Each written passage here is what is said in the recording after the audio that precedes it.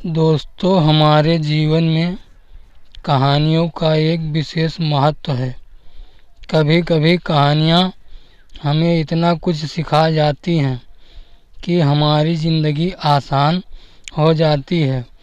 ऐसी ही कुछ हिंदी कहानियाँ आपके लिए इस ब्लॉग पर लिखता हूँ।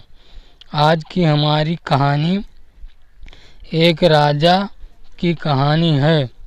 आशा करता हूँ आपको राजा की कहानी पसंद आएगी।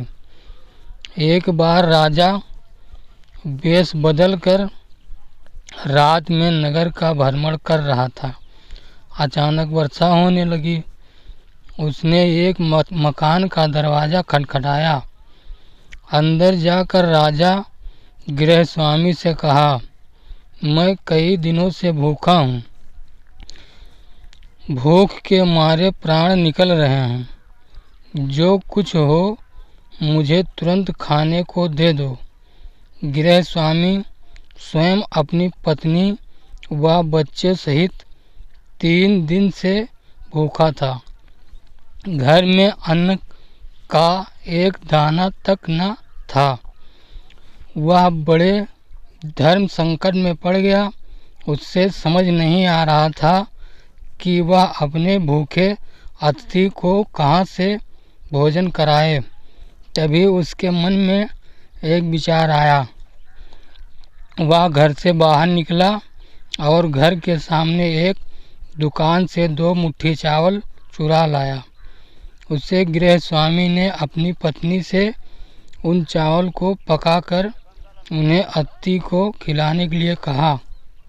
अगले दिन दुकानदार ने राजा से पड़ोसी की शिकायत की और कहा कि उसने दुकान से चावल चुराया है। राजा ने तत्काल उस व्यक्ति को बुलाया और चावल की चोरी के बारे में पूछा। उस व्यक्ति ने अपना अपराध स्वीकार करते हुए बीती रात की पूरी घटना सुना दी। हाथ जोड़कर कहा, महाराज, मेरा स्वयं का परिवार 3 दिन से भूखा था। मैंने अपने लिए चोरी नहीं की और न ही कभी करता। चाहे प्राण निकल जाते, परंतु आधी रात में घर पर आए अतिथि को भूखा नहीं देख सकता था। राजा यह सुनकर बहुत दुखी हुआ। उसने बताया कि अतिथि वह स्वयं था। फिर उसने उस दुकानदार को बुलाया और पूछा कि क्या उसने अपनी दुकान से पड़ोसी को रात में चावल चुराते हुए देखा था।